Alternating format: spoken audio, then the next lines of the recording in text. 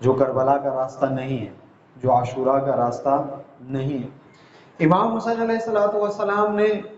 ایک مقصد اپنے سامنے رکھا،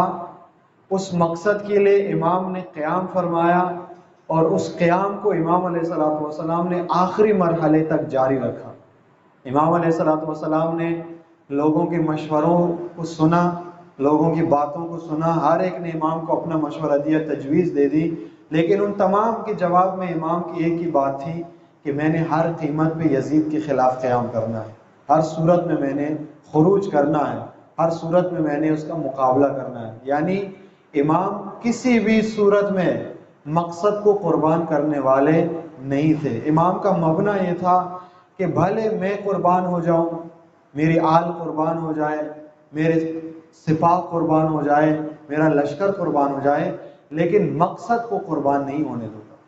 مقصد کو فوت نہیں ہونے دوں گا۔ اور یہ ایک کربلائی درس ہے، یہ عاشوراء کا ایک پیغام ہے ہمارے اور آپ کے لیے۔ جو اقوام، جو نسلیں، جو معاشرے، جو لوگ نعرہ لگاتے ہیں کہ کربلا ہماری درسگاہ ہے، ان کی زندگیوں میں مقصد نظر آنا چاہیے، اور اس مقصد کے راستے پر ان کو گامزن ہونا چاہیے۔ وگرنہ اگر نعرہ کربلا کا لگائیں، درسگاہ کربلا کو قرار دیں، اور اس قوم کا کوئی مقصد نظر نہ آئے، کوئی ہدف نظر نہ آئے، تو اس قوم کی کربلا سے مطابقت نظر نہیں آتی، اس قوم کا کربلا سے مزاج نہیں ملتا۔ بعض اوقات انسان کا مزاج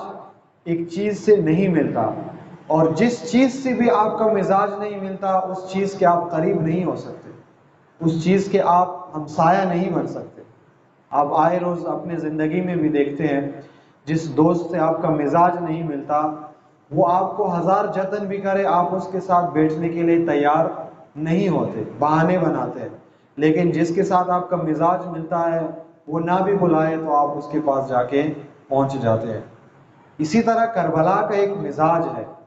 ائمہ معصومین علیہ السلام کا ایک مزاج ہے، امام حسین علیہ السلام کا ایک مزاج ہے۔ امامت کا مزاج اور امامت کے ماننے والے کا مزاج ایک ہونا چاہیے، ان دونوں کی ترجیحات ایک ہونی چاہیے، ان دونوں کا مقصد ایک ہونا چاہیے۔ جب امیر المومنین علیہ السلام کو خلافت کا مسند ملا، ظاہری حکومت کے دنوں میں سب نے امام کی بیعت کی، مدینہ کے سارے لوگ آئے، امام کی بیعت کے لیے حاضر ہو گئے، تو ان لوگوں کے درمیان وہ ملعون ابن ملجم بھی آ گیا، اس نے بھی امام کی بیعت کی۔ جب اس نے امام کی بیعت کی تو تھوڑا آگے جا کے امام اس سے فرمانے لگا کہ تو نے میرے بیعت کی ہے؟ اس نے کہا کہ ہاں امام، سب کے سامنے میں نے آپ کی بیعت کی ہے، سارے لوگ دیکھ رہے تھے۔ تو اس نے کہا کہ اگر آپ کو یقین نہیں آتا تو دوبارہ بیعت کر لیتا ہوں۔ دوبارہ بیعت کی ابن ملجم نے امام علی علیہ السلام کی۔ دوسری دفعہ بیعت کرنے کے بعد جب تھوڑا سا آگے گئے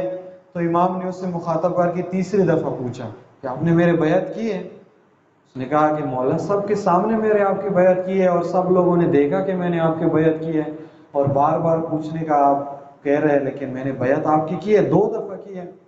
تیسری دفعہ اس نے جب بیعت کی تو امام نے اس سے فرمایا کہ تیرا جو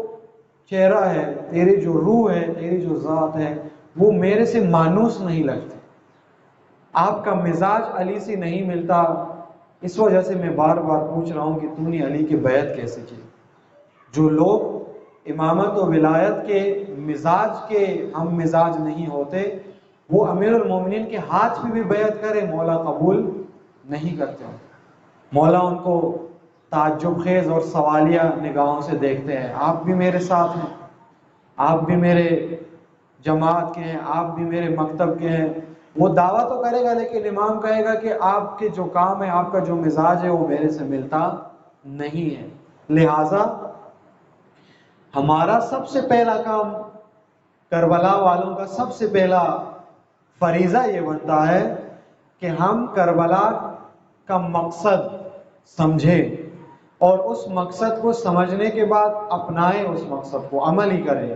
اور جس دن ہمارا مقصد وہی ہو گیا جو کربلا والوں کا مقصد تھا، ہم کربلائی شمار ہوں گے،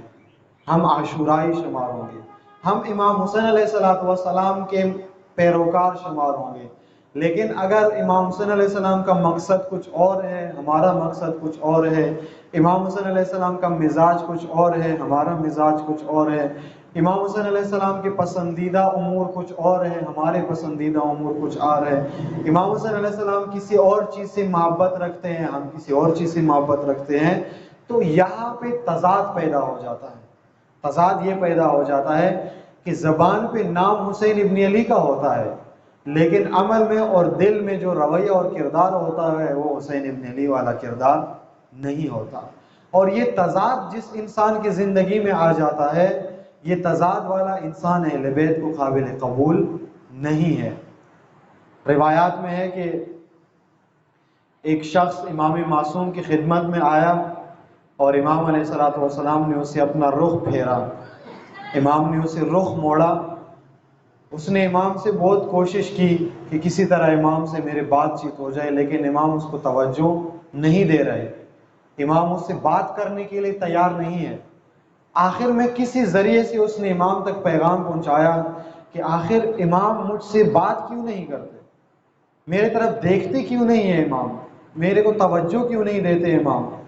امام نے کسی کے ذریعے سے اس کو پیغام بھیجا، امام علیہ السلام نے فرمایا کہ اس کو بولو کہ تو ہمارے محفل میں بھی بیٹھتا ہے اور ہمارے دشمنوں کے محفل میں بھی نظر آتا ہے، دربار میں بھی جاتا ہے اور امام کی بارگاہ میں بھی آتا ہے، یا امام کا جو حضور ہے اس کو چھوڑ دو یا امام کے دشمنوں کے دربار کو چھوڑو، دو جگہ نظر نہیں آنا چاہیے،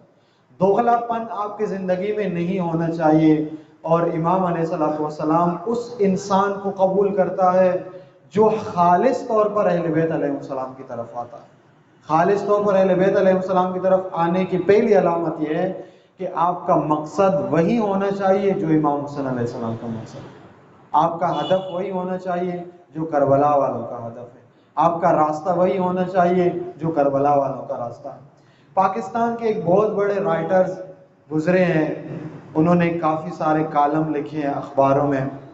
کسی زمانے میں وہ مصنف، میرے خیال میں وہ اہل سنت ہے، کسی زمانے میں وہ ایران کا سفیر رہا تھا، آج سے بہت عرصہ پہلے، انقلاب سے پہلے۔ اس نے ایک کالم لکھا ہے، اس کالم میں اس نے ایک بہت ہی دلچسپ واقعہ لکھا ہے۔ وہ لکھتا ہے کہ جب میں ایران کا سفیر، پاکستان کا سفیر تھا ایران میں، تو ایران میں مختلف امور پہ میں نے تحقیق کی، یہ کیا چیز ہے، جو ایسی ہوتا ہے جب کوئی انسان کسی دوسرے ملک میں جاتا ہے تو مختلف چیزوں کے بارے میں وہ پوچھتا ہے، تحقیق کرتا ہے، یہ کیا ہے، یہ کیا ہے، چونکہ اس کے لیے نئی چیزیں ہوتی ہیں، اپنے علاقے سے دوسرے علاقے میں جاتا ہے۔ وہ لکھتا ہے کہ میں جب ایران گیا انقلاب سے پہلے، انقلاب نہیں آیا تھا، تو میں نے وہاں لوگوں سے بہت سارے چیزیں پوچھی، ان میں سے ایک میں نے یہ پوچھا کہ ایران والوں کے متعلق لوگوں سے میں نے رہنمائی لی کہ یہ کیسے لوگ ہیں، یہ کیا سوچتے ہیں، یہ کیا ترجیحات رکھتے ہیں۔ تو ایک شخص نے مجھے ایک دفعہ یہ کہا کہ اگر آپ نے ایرانیوں کو سمجھنا ہے تو یہ ایسے لوگ ہیں کہ جو زبان سے حسین حسین کرتے ہیں، یہ ہر وقت حسین حسین کرتے ہیں، عزاداری کرتے ہیں، مجلس کرتے ہیں، گریہ کرتے ہیں، ماتم کرتے ہیں، لیکن ان کے سروں پہ سایہ یزید کا ہے انقلاب سے پہلے۔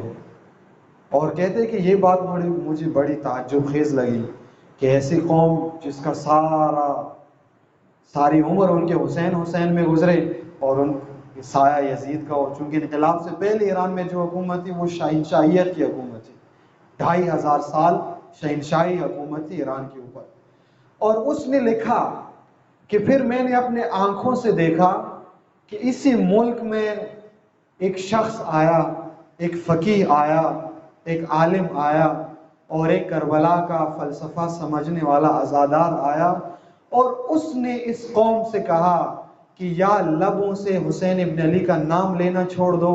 یا سروں سے یزیدیت کا سایہ ختم کر دو۔ اور اس نے اپنے کالم میں لکھا ہے کہ آفرین ہو اس قوم پر جس نے حسین کا نام تو نہیں چھوڑا لیکن سروں سے یزیدیت کا سایہ ختم کر دیا۔ اور جس دن سے انہوں نے اس سائے کو ختم کر دیا، یہ قوم تضاد سے باہر نکل آئی۔ اب ان کی حالت متضاد نہیں تھی، اب لب پہ نام حسین کا ہے اور سروں پہ سایہ بھی حسین کا ہے، امامت و ولایت کی حکومت آ گئی، انقلاب آ گیا۔ یہ تضاد صرف اس قوم میں نہیں تھا، یہ دوغلا پن صرف اس قوم میں نہیں تھا، یہ ہر قوم میں ہے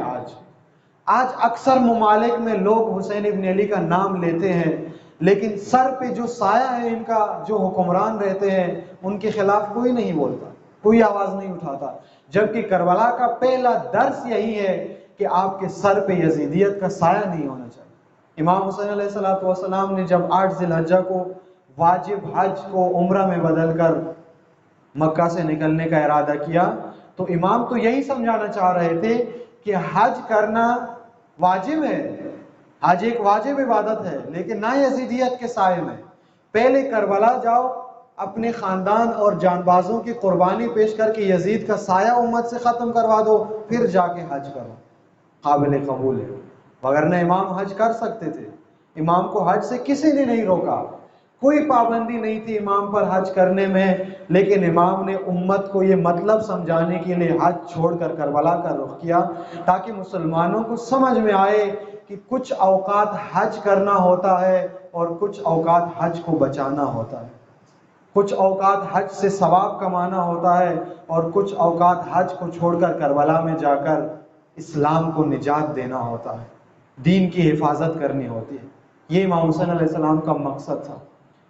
اور یہ مقصد عزاداروں کا بھی ہونا چاہیے، یہ مقصد امام حسین علیہ السلام کے پیروکاروں کا بھی ہونا چاہیے کہ ہم اپنے زمانے کے اندر، اپنے ملک کے اندر، اپنے دائرہ زندگی کے اندر اس مقصد کو عام کریں، اس مقصد کا ابلاغ کریں۔ عزاداری مجلس امام حسین علیہ السلام کربلا کے تسلسل کا نام ہے، کربلا کی تحریک جو امام نے شروع کی،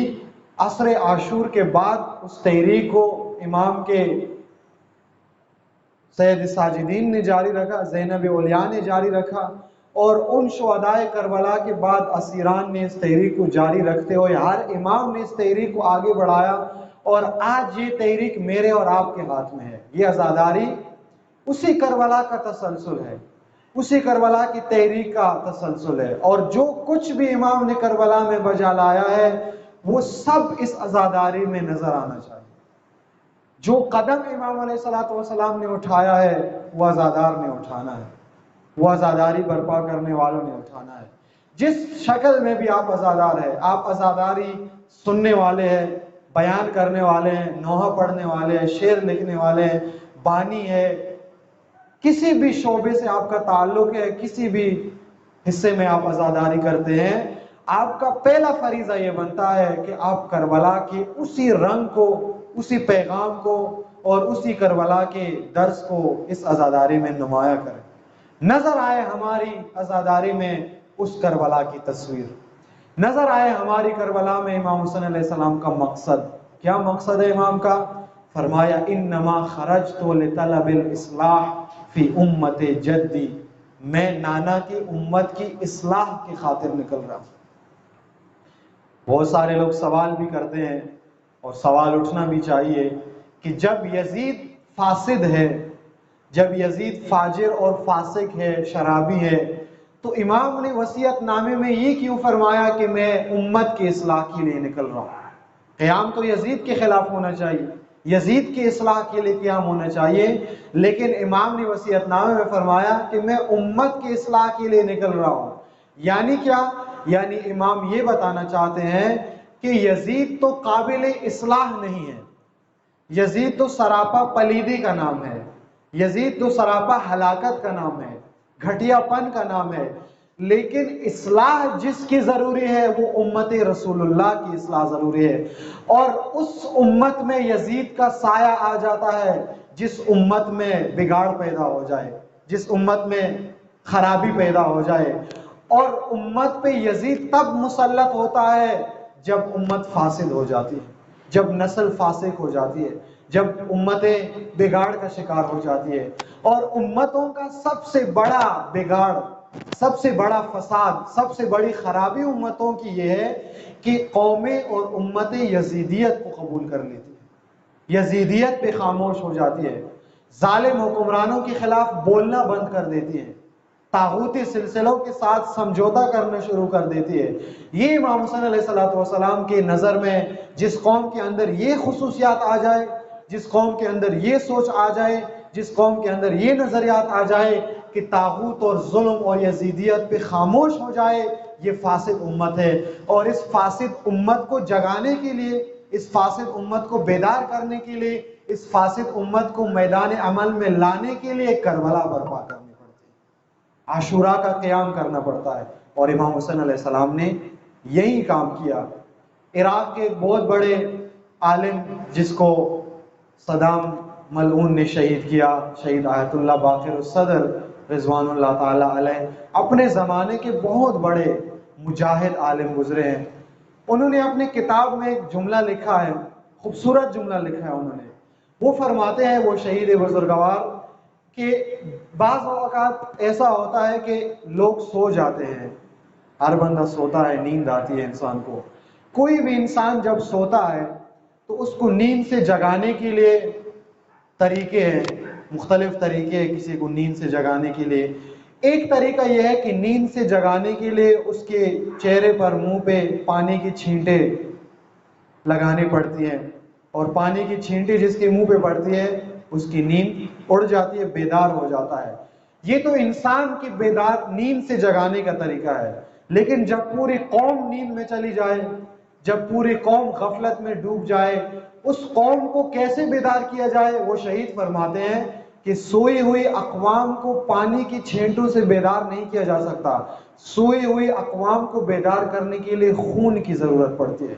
خون بہتا ہے تو قومیں بیدار ہو جاتی ہیں۔ اور دیکھیں آپ، جو لوگ اسلام کی پہلی نسل ظلم کے اوپر خاموش، یزیدیت کے متعلق خاموش، ظلم کے متعلق لا تعلقی، بے تفاوتی کا شکار ہو گئے، غفلت میں چلے گئے، نیند میں چلے گئے اور سو گئے، ساری قوم سو گئی۔ اس سوئی ہوئی قوم کو بیدار کرنے کے لیے کیا کیا امام صلی اللہ علیہ وسلم نے؟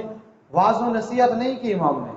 تبلیغ نہیں کی امام نے، بلکہ امام نے کربلا میں اپنا اور شہداء کربلا کا پاک خون بہایا، تو یہ قوم جا کے بیدار ہو گئی، یہ مسلمان جا کے بیدار ہو گئے۔ ورنہ یہ لوگ اگر امام حسین علیہ السلام کربلا میں یہ قیام نہ کرتے، امام حسین علیہ السلام کربلا میں یہ حماسہ برپا نہ کرتے، تو امت رسول اللہ آج تک سوئی ہوئی رہتی، غفلت میں رہتی، اور ابھی اسلام کا نام ختم ہو جاتا، ابھی اسلام کے نام پہ ہر جگہ یزیدیت ہوتی، ابھی بنو امیہ کی تعلیمات ہوتی ہر جگہ پہ، اور بنو امیہ بڑے مقدس لوگ ہوتے اگر کربلا برپا نہ ہوتی، اگر امام حسین علیہ السلام قیام نہ کرتے ان لوگوں کے خلاف۔ لیکن امام نے اپنا خون بہایا کربلا میں، پاک خون پیش کرنے کے بعد نتیجہ یہ ہوا، ثمرہ یہ ملا کہ امت مسلمہ بیدار ہو گئی۔ اور آج 1400 سال بعد آپ دیکھتے ہیں کہ امام حسین علیہ السلام کے اس پاک خون کے صدقے میں نہ صرف شیعہ بیدار ہوئے، بلکہ دنیا عالم میں ہر باضمیر انسان بیدار ہو رہا ہے۔ دنیا تیزی کے ساتھ حسینیہ کی طرف بڑھ رہی ہے۔ آئے روز آپ دیکھتے ہیں کتنے لوگ نسل اندر نسل، جن کو کربلا کا علم ہی نہیں تھا، جن کو آزادی کا معلوم ہی نہیں تھا، لیکن آج وہ کربلا کی طرف آ رہے ہیں، وہ امام حسین علیہ السلام کی طرف متوجہ ہو رہے ہیں۔ یہ جو آپ کے اطراف میں، ملک میں اور ملک سے باہر یزید کے حامی گھبرائے ہوئے ہیں، بخلاہٹ کا شکار ہے، اس کی وجہ کیا ہے؟ اس کی وجہ یہ ہے کہ دنیا تیزی سے حسینیت کی طرف بڑھ رہی ہے، اور دنیا حسینیت کی طرف بڑھ رہی ہے تو یزیدیوں میں بخلاہٹ آ رہی ہے، پریشانی کا عالم ہے، پریشانی کا سامنا ہے، اور شور ہے، ہر طرف شور ہے کہ جس خون کو انہوں نے چھپانا چاہا، جس راستے کو انہوں نے بند کرنا چاہا، جس آواز کو انہوں نے دبانا چاہا، آج وہ امام حسین علیہ السلام کے عظیم قربانی کی طفیل ہر کوچہ و دیار اور ملک اور شہر میں باہر آ نکلا۔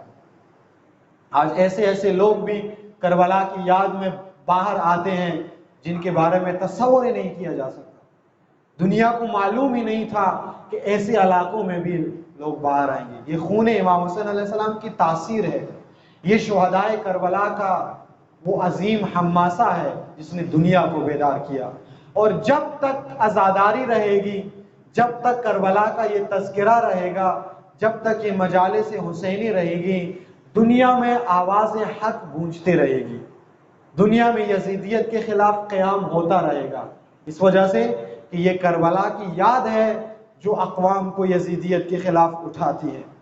جو اقوام کو ظلم کے خلاف اٹھاتی ہے، جو اقوام کو آزادی کا درس دیتی ہے، کربلا دیتی ہے۔ یہ امام حسین علیہ السلام کا ایک مقصد ہے۔ مقصد امام حسین علیہ السلام ہمارے اور آپ کے لیے بہت ضروری ہے اور لازمی ہے۔ ہم کربلا کا مقصد، امام حسین علیہ السلام کا مقصد فراموش نہ کریں۔ بعض اوقات مومنین بہت ساری چیزوں پہ حساسیت دکھاتے ہیں کہ بھائی عزاداری میں یہ عمل ہے، اس کو خراب نہیں ہونا چاہیے، اس کو خراب نہیں ہونا چاہیے۔ جو اعمال آپ عزاداری میں بجا لاتے ہیں اگر وہ کربلا اور قرآن و اہل بیت کی سیرت کے مطابق ہے تو ان کو ٹھیک ہے، ان کو باقی رہنا چاہیے، ان پہ حساسیت ہونی چاہیے، لیکن سب سے زیادہ حساسیت عزاداری میں مقصد امام حسین پہ ہونا چاہیے۔ اس مقصد کو خراب نہیں کرنا چاہیے، اس مقصد کو فراموش نہیں کرنا چاہیے، اس مقصد سے امت کا رخ کسی اور طرف نہیں موڑنا چاہیے۔ اور آپ کو یہ بھی بات معلوم ہو کہ جس چیز میں سب سے زیادہ طاقت ہوگی، جو عبادت سب سے زیادہ دشمن کے لیے رکاوٹ ہوگی، اسی کو دشمن خراب کرے گا۔ آج دشمن کا سارا زور، دشمن کی ساری توجہ اس پہ ہے کہ عزاداری کو خراب کیا جائے، منحرف کر دیا جائے، رخ موڑ دیا جائے، ان کو عزاداری کے نام پر کسی اور چیز میں مصروف کیا جائے، اور اس کام پہ عزاداروں کو توجہ رکھنی چاہیے۔ عزاداری کربلا کا تسلسل ہے، اور کربلا کا تسلسل کا مطلب یہ ہے کہ کوئی بھی انسان آپ کی توجہ یزیدیت سے دائیں بائیں نہ ہٹائے، آپ کا پورا فوکس یزیدیت کے اوپر ہو، چاہے وہ یزیدیت کسی بھی شکل میں ہو، وہ کھلا اور آشکارا ہو، وہ واضح ہو، یا کسی لباس میں چھپا ہوا یزید ہو، کسی دین کے سہارے آئے، کسی لباس کے سہارے آئے، کھل کر آئے یا پس پردہ آئے، لیکن عزادار کا فریضہ ہے، کربلا کی یاد منانے والوں کا فریضہ ہے کہ وہ اپنے اس عزاداری کے توسط سے سنت سید ساجدین پر عمل کر کے یزید کو بے نقاب کرے، حسین ابن علی کے مقصد کے مخالفین کو اور دشمنوں کو بے نقاب کر دے۔ یہ کام اگر ہم کر لیتے ہیں، اگر ہم عزاداری سے یہ پیغام دینے کے قابل ہو جاتے ہیں اور اس پہ ہم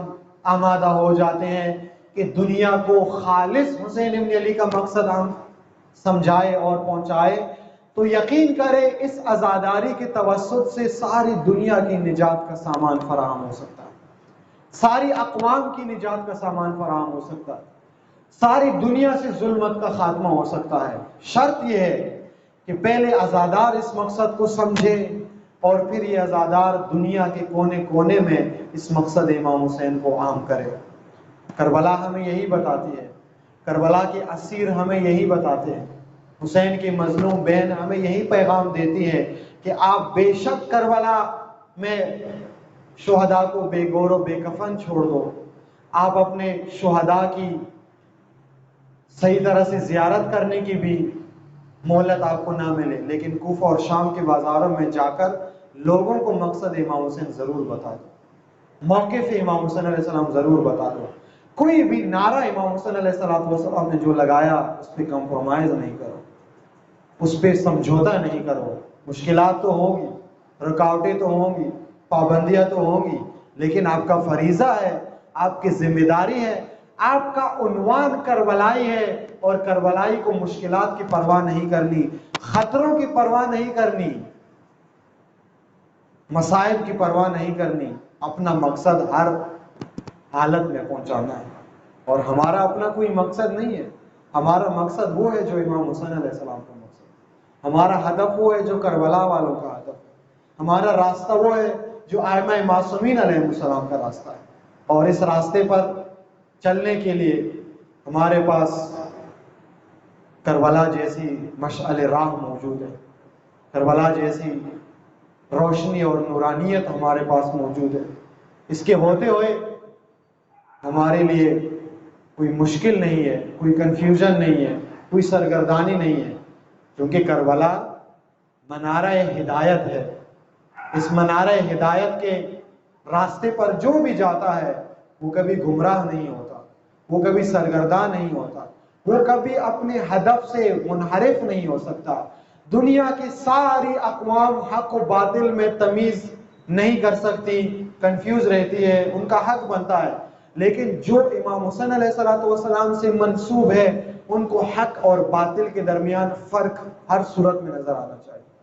ان کو کنفیوز نہیں ہونا چاہیے کسی بھی صورت میں، ان کو رسول اللہ کا اسلام اور بنو امیہ کے اسلام میں فرق نظر آنا چاہیے۔ لوگوں کو فرق نظر نہیں آئے گا، لوگوں کو سب شکل اسلام کی نظر آئے گی، لیکن جن لوگوں کا واسطہ حسین ابن علی ہے ان کا یہ راستہ ہے کہ وہ کربلا کو مد نظر رکھ کر، کربلا کو سامنے رکھ کر اصلی اسلام اور بنو امیہ کے اسلام میں فرق کریں۔ آپ دیکھیں 61 ہجری میں ایک رسول اللہ کا اسلام ہے اور ایک بنو امیہ کا اسلام ہے۔ بنو امیہ کا اسلام یزید لے آتا ہے، ساری مسلمان ملت کنفیوز ہو جاتی ہے، بڑے بڑے دین کے ٹھیکیدار سمجھ ہی نہیں آتا ان کو کون حق پر ہے اور کون حق پر نہیں ہے۔ واحد ذات حسین ابن علی کی ہے کہ جو میدان عمل میں آ کر مسلمانوں کو بتاتے ہیں کہ بنو امیہ کا اسلام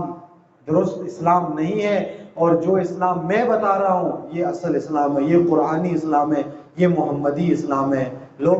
نہیں سمجھتے، لیکن کربلا والے سمجھ لیتے ہیں، عاشوراء والے سمجھ لیتے ہیں۔ آج بھی اسی طرح دنیا میں کنفیوژن ہے، سرگردانی ہے، لوگ ہر طرف جاتے ہیں، عجیب عجیب سلسلوں میں جاتے ہیں، لیکن جو حسینی ہے، جو کربلائی ہے، جو عزادار ہے، جو عاشورائی انسان ہے، اس کو ہر راستے کے متعلق دیکھ کر، تمام راستوں کو دیکھنے کے بعد جو درست نظر آنا چاہیے وہ کربلا کا راستہ نظر آنا چاہیے، وہ عاشوراء کا راستہ نظر آنا چاہیے، اس وجہ سے کہ یہ راستہ بھی صاف ہے، یہ راستہ بھی شفاف ہے، اور اس راستے کا مقصد بھی شفاف ہے، خوبصورت ہے۔ امیر المومنین علیہ السلام نہج البلاغہ میں فرماتے ہیں کہ راستے جب طے کرتے ہو تو راستہ انسان ایسے طے نہیں کرتا، راستے کا مقصد یہ ہوتا ہے کہ آگے کسی مقصد تک جانا ہے۔ راستہ دیکھو خوبصورت ہے تو خوش نہ ہو، مقصد دیکھو۔ اگر راستہ خوبصورت ہے، راستہ نجات دہندہ ہے، مقصد آپ کو نقصان پہنچا رہا ہے تو اس مقصد تک نہ جاؤ، اس راستے پہ نہ جاؤ۔ لیکن اگر مقصد آپ کا ٹھیک ہے، راستہ بے شک خطروں سے بھرا ہوا ہے تو اس راستے پہ نکل جاؤ۔ راستہ خطروں والا ہے لیکن مقصد درست ہے، مقصد الہی ہے، مقصد قرآنی ہے، مقصد کربلائی ہے، تو یہ خطرناک راستہ بے شک طے کرو، مقصد تک پہنچ جاؤ۔ لیکن اگر مقصد الہی نہیں ہے، راستہ جتنا بھی خوبصورت ہے اس راستے پہ نہیں جاؤ، اس راستے کو اختیار نہیں کرو، اس وجہ سے کہ آپ نے ساری زندگی راستے پہ نہیں گزارنی، آپ نے مقصد تک پہنچ کے وہاں پہ زندگی گزارنی۔ آپ نے بعد از موت جس مقصد کے ساتھ رہنا ہے اس کے لیے آپ نے کوشش کرنی ہے، اور کربلا یہی بتاتی ہے انسان، عاشوراء یہی بتاتا ہے انسان کو۔ امام حسین علیہ السلام لوگوں کو یہی بتاتے تھے کہ انما خرجت لطلب الاصلاح فی امت جدی، میں اپنے نانا کی امت کی اصلاح کے لیے جا رہا ہوں۔ یعنی کیا؟ یعنی لوگ ابھی خطروں سے ڈر کر خطا کے راستے پہ جاتے ہیں، میں حسین ابن علی امت کی اصلاح کرنا چاہتا ہوں، اور وہ اصلاح یہ ہے کہ خطروں کو بے شک خرید لو، خطاؤں سے بچو۔ لوگ کیا چاہتے ہیں؟ خطرے سے بچو، خطا پہ چلو۔ حسین کیا چاہتے ہیں؟ خطا سے بچو، خطرے سے بے شک دو چار ہو جاؤ۔ لہٰذا جب بیعت کا مطالبہ کیا گیا تو امام نے کیا فرمایا؟ مثلی لا یبایع لمثلہ، مجھ جیسا اس جیسے کی بیعت نہیں کر سکتا۔ جب بیعت کا مشورہ دیا گیا امام کو تو امام نے فرمایا ان الداعی ابن داعی قد رکزنی بین اثنتین، میرے سامنے دو راستے ہیں، بین السلۃ والذلہ، ایک تلواروں کا راستہ ہے، جنگ کا راستہ ہے، مشکلات کا راستہ ہے، مصائب کا راستہ ہے، خطروں کا راستہ ہے، اور ایک ذلت کا راستہ ہے، خطا کا راستہ ہے۔ اور امام نے کیا فرمایا؟ ہیہات من الذلہ، میں تلواروں اور تیروں اور جنگ کے راستے پہ جانے کے لیے تیار ہوں، قتل ہو جانے کے لیے تیار ہوں، خون دینے کے لیے تیار ہوں، شہادت قبول کرنے کے لیے تیار ہوں، لیکن ہیہات من الذلہ، ذلت قبول کرنے کے لیے تیار نہیں ہوں۔ حسین ابن علی خطا پہ نہیں جا سکتے، خطرے کا راستہ بے شک خرید لیں گے۔ کربلا کا یہی راستہ ہے ہمارے اور آپ کے لیے۔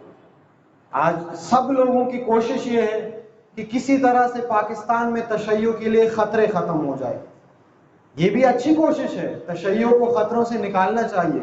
لیکن زیادہ ہماری کوشش اس بات پہ ہونی چاہیے کہ تشیع کو خطاؤں سے نکالا جائے۔ شیعہ امام علی علیہ السلام کا پیروکار، کربلا کا عزادار اور خطا کے راستے پہ، یہ تضاد ہے۔ امام حسین علیہ السلام کا عزادار اور طاغوتی نظام میں ایڈجسٹمنٹ، یہ تضاد ہے۔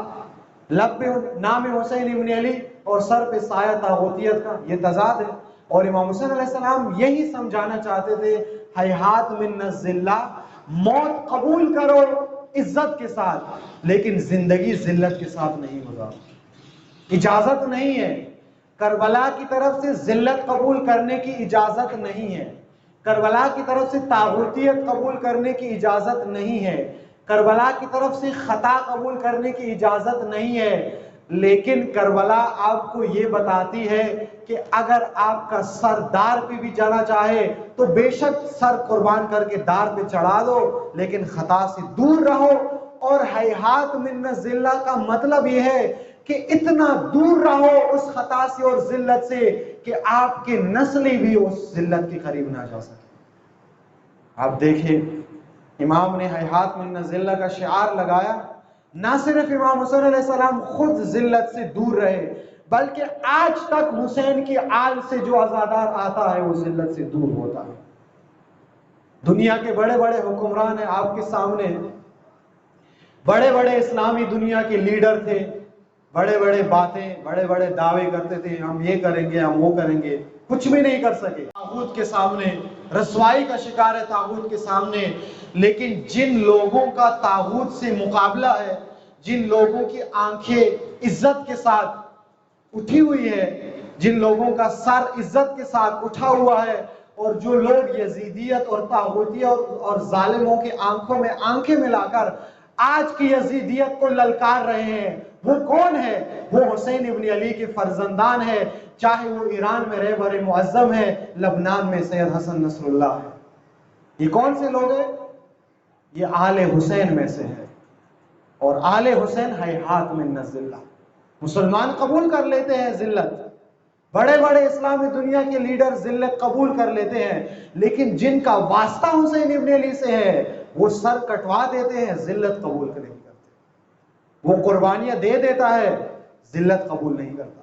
خطا کا راستہ ذلت کا راستہ ہے، یزیدیت سے سمجھوتا ذلت کا راستہ ہے، طاغوتیت کو قبول کرنا ذلت کا راستہ ہے، اور ہر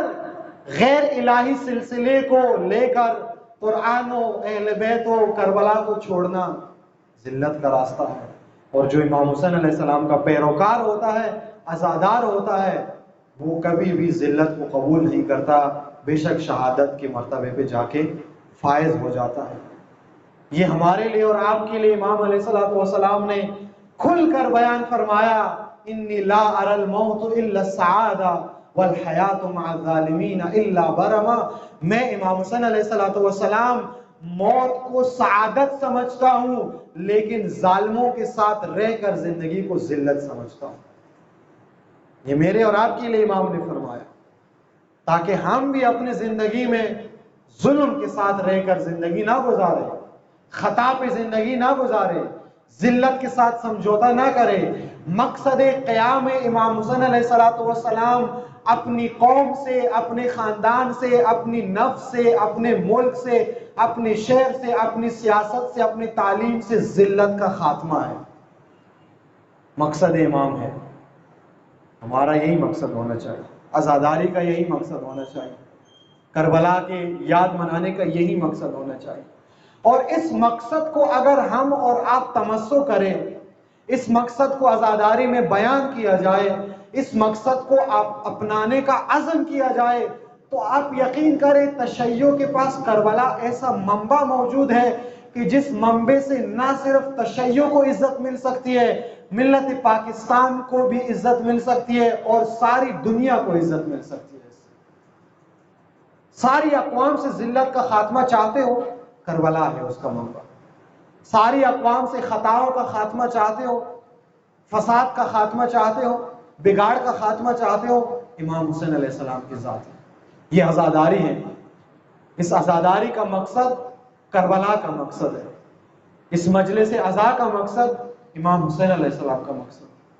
تضاد نہیں ہونا چاہیے۔ جو لوگ عزاداری امام حسین علیہ السلام میں آ کر نام حسین لیتے ہیں، لب پہ جاری کرتے ہیں، ان کے سروں پہ یزیدیت کا سایہ زیب نہیں دیتا، ان کے ملک میں یزیدیت کا نظام زیب نہیں دیتا، ان کے ملک میں یزیدیت کی سیاست زیب نہیں دیتی۔ بس ہمارا فریضہ، ہمارا راستہ کربلا کا مقصد عام کرنا ہے، کربلا کا پیغام گوشہ و کنار میں پھیلانا ہے۔ اور جس دن ہم امام کے اس مقصد کو عام کرتے ہیں، اسی دن ہم کربلا سے اپنا راستہ جوڑ دیتے ہیں۔ اور جس قوم کا رابطہ کربلا سے ہو جاتا ہے، اس قوم کو دنیا کی کوئی طاقت شکست نہیں دے سکتی، اس قوم کو شکست کوئی بھی نہیں دے سکتی جس قوم کا منبع کربلا ہے۔ اس وجہ سے کہ کربلا میں خون بھی بہتا ہے، تو اس خون کو بھی تلوار پہ فتح نصیب ہوتی ہے۔ بہتا خون ہے کربلا میں، تلوار اس کے مقابلے میں شکست کھا جاتی ہے۔ کربلا کی طاقت ہے، کربلا کا پوٹینشیل ہے، کربلا کی قوت ہے کہ جو لوگ کربلا سے متصل ہو جاتے ہیں، جو لوگ کربلا سے متمسک ہو جاتے ہیں، جن کا مقصد کربلا سے مل کر ایک ہو جاتا ہے، وہ قوم شکست ناپذیر ہو جاتی ہے اور عظیم طاقتوں میں شامل ہو جاتی ہے۔ وہ چند ہزار نوجوان ہوتے ہیں، لیکن لاکھوں کی دنیا کی افواج پہ بھاری ہوتے ہیں، چونکہ کربلا والے ہوتے ہیں، چونکہ عاشورہ والے ہوتے ہیں۔ 90 ممالک کی فوج بن جائے، حسینیوں کو شکست نہیں دے سکتی، اس وجہ سے کہ ان کا رابطہ کربلا سے ہوتا ہے۔ یہ جان دے دیتے ہیں لیکن مکتب کے علم کو گرنے نہیں دیتے، یہ جان دے دیتے ہیں لیکن حرم اہل بیت کو گرنے نہیں دیتے، یہ جان دے دیتے ہیں لیکن مقصد حسین کو متروک و مہجور نہیں رکھتے۔ ان کو کیسے شکست دیں گے؟ یہ زندہ ہے تو یہ ولایت کا نظام قائم کر لیتے ہیں، اور اگر یہ قتل ہو جاتے ہیں تو یہ شہادت کے مرتبے پہ فائز ہو جاتے ہیں۔ شکست کا تصور نہیں ہے کربلا والوں کے ہاں، بس دنیا ان کا مقابلہ کرنے سے قاصر ہے۔ آج دنیا آپس میں لڑتی ہے، بڑی بڑی طاقتیں دنیا میں آپس میں لڑی ہے، ایک دوسرے کو شکست دے دی، ایک سپر پاور نے دوسرے کو شکست دی، دوسرے نے تیسرے کو شکست دی، لیکن اب تمام سپر طاقتیں سر جوڑ کر بیٹھی ہوئی ہے کہ ایک دوسرے کو تو ہم نے شکست دے دی، یہ جن کا نعرہ کربلا ہے ان کو کیسے شکست دے؟ اور یہ تو اس دنیا میں، اس دور میں، اس سال میں، اس زمانے میں مل کر یہ طاقتیں بیٹھ جاتی ہیں۔ اگر سارا زمانہ مل کر بھی حسین ابن علی کے پیروکاروں کے مقابلے میں منصوبے بنا دے، کربلا والوں کو شکست کوئی بھی نہیں دے سکتا، اس وجہ سے کہ جن 72 نے 1400 سال اپنے سر کٹوائے، ساری دنیا میں ان کی فتح کا اعلان آج بھی ہوتا ہے۔ یہ تو کربلا کا مکتب ہے، یہ تو عاشورہ کا راستہ ہے، یہ تو امام حسین علیہ السلام کا منہج ہے کہ جس میں شکست کا تصور نہیں ہے۔ دنیا قاصر ہے ایسے مار کے سر کرنے سے، بڑی بڑی طاقتیں عاجز ہے اس طرح کے قیام کرنے سے، اور ہم اور آپ بہت ہی باعزاز لوگ ہیں کہ جن کو اللہ تعالیٰ نے کربلا عطا کی، اور اس کربلا کے توسط سے ہمیں نجات عطا کی۔ بس مقصد امام حسین علیہ السلام اس عزاداری کا ہدف اور مقصد ہے۔ میرا اور آپ کا فریضہ ہے اس پیغام کو عام کیا جائے، سنت سید ساجدین پر عمل کر کے اس مقصد کو عام کیا جائے، سنت ثانی زہرا حضرت زینب پہ عمل کر کے اس کو عام کیا جائے۔ یہ کربلا کا مقصد بہت عظیم مقصد ہے۔ جب بی بی کربلا سے چلی، بھیا کو کفن و دفن کے بغیر چھوڑ کر کوفہ کی طرف راہ کرتی ہے، روایت میں لکھا ہے اسیروں کو ایسی سواریوں پہ بٹھایا جاتا ہے ایسی اونٹوں پہ بٹھایا جاتا ہے جن کے پالان نہیں ہوتے، بے کجاوا اونٹوں پہ خواتین کو سوار کیا جاتا ہے، ہاتھ پسے گردن باندھے جاتے ہیں اور چھوٹے چھوٹے بچوں کو ان کی گود میں بٹھایا جاتا ہے۔ تاریخ نے لکھا ہے کہ جب کاروان حسین کو، جب اسیروں کے کاروان کو کربلا سے نکلنے کا حکم ہوا تو حسین کی مظلوم بہن کو، زینب کبریٰ کو بے کجاوا اونٹ پہ بٹھایا گیا، ہاتھ پسے گردن بندھے ہوئے تھے اور بی بی کی گود میں یتیمہ حسین کو بٹھایا گیا۔ آپ توجہ کریں، آپ ذرا سوچیں، چھوٹی بچی ہو، اونٹ پہ کجاوا نہیں ہے، بیوی کے ہاتھ بندھے ہوئے ہیں، اس چھوٹی سی بچی کو کیسے پکڑے، کیسے اس کو گرنے سے بچائے؟ دنیا حیران ہے اس ظلم پر۔ جب بیوی نے گود میں حسین کی یتیمہ کو بٹھایا، کاروان آگے بڑھا، لیکن حسین کی یتیمہ چھوٹی سی بچی سکینہ بنت الحسین بار بار پیچھے کی طرف مڑ کر بابا کے لاشے کی طرف لپکتی ہے، کوشش کرتی ہے کہ بیوی اپنے بابا کے پاس چلی جائے، لیکن کاروان کوفہ کی طرف نکل رہا ہے۔ ایک دفعہ جب بیوی نے بہت کوشش کی کہ سکینہ کو روکا جائے، گرنے نہ دیا جائے، لیکن جب بیوی زینب کی بس کی بات نہیں ہوئی تو اپنا رخ موڑ کر بھیا کی طرف کر کے فریاد کرتی ہے۔ زینب اولیاء بھیا سے مخاطب کر کے فرماتی ہے، اے میرے بھیا حسین، زینب کو یہ بتانا زینب تمہارا کون سا مقصد بچائے، تیری کربلا بچائے، تیرے ابوالفضل کا کردار ادا کرے، یا تیری یتیمہ کو بچائے، شام اور کوفہ کے بازاروں میں تیرا پیغام پہنچائے۔ اور عزاداروں، یہی کاروان جب کربلا سے نکل کر کوفہ جاتا ہے، کوفہ سے شام جاتا ہے، تو کوفہ میں اس کاروان کو بڑے مصائب کا سامنا ہوتا ہے، اتنے مصائب کا سامنا ہوتا ہے کہ شام کی منزل پر ان اسرا کی فریادیں بلند ہوتی ہے۔ سکینہ بنت الحسین کے پاس ایک شخص آتا ہے اور کہتا ہے، اے بی بی، کوئی مدد چاہیے، کوئی تعاون چاہیے، ہم کیا مدد کر سکتے ہیں؟ بی بی فرماتی ہے، اے شخص، ہمیں کوئی مدد نہیں چاہیے، لیکن اگر ایک کام آپ کر سکتے ہیں تو ذرا اس کام کو انجام دینا۔ وہ کام یہ ہے کہ ان لعینوں سے کہنا کہ یہ شہداء کے سروں کو تھوڑا کاروان سے آگے لے جائے۔ لوگ شہداء کا تماشا دیکھنے کے لیے جب شہداء کی نگاہیں دوڑاتے ہیں تو ہمارے سروں پہ چادریں نہیں ہیں، ہمارے بال کھلے ہوئے ہیں، نامحرموں کی نگاہیں بیویوں پہ پڑ جاتی ہیں۔ اگر شہداء کے سروں کو تھوڑا سا آگے لے جائے تو ہمارے حجاب تھوڑے بچ جائے، ہمارے پردے بچ جائے۔ اور عزاداروں، یہ کربلا کا کاروان شام میں گیا، اور شام میں جب اس کاروان کو روکا گیا، جب دربار میں داخل ہو گیا تو دربار میں اجنبی بیٹھے ہوئے ہیں، شرابی بیٹھے ہوئے ہیں، نشئی بیٹھے ہوئے ہیں۔ ایک دفعہ بنت علی دربار میں داخل ہو جاتی ہے اور یزید پوچھتا ہے، مجھے یہ بتاؤ، حسین کے ساتھ کربلا میں حسین کی ایک بہن گئی تھی، وہ کربلا میں شہید ہو گئی ہے یا شام میں آئی ہوئی ہے؟ ایک شخص اشارہ کرتا ہے، اے یزید، وہ سامنے جو سفید بالوں والی بی بی نظر آتی ہے، یہ حسین کی بہن زینب اولیاء ہے۔ جب وہ یزید کا وہ حواری اشارہ کرتا ہے، شرابیوں کی نگاہیں اٹھتی ہے، اجنبیوں کی نظریں اٹھتی ہے، علی کی بیٹی پہ سب کی نگاہیں پڑتی ہے، اور سید سجاد کی غیرت کا امتحان شروع ہو جاتا ہے۔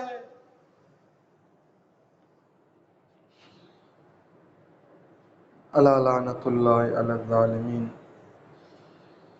وسيعلم الذين ظلموا أي منقلب ينقلبون۔ وبالحسین کا سب مل کے پڑھی، یا اللہ یا اللہ یا اللہ یا اللہ یا اللہ۔ پروردگار بحق محمد و آل محمد میں آپ کی اسماء حسنی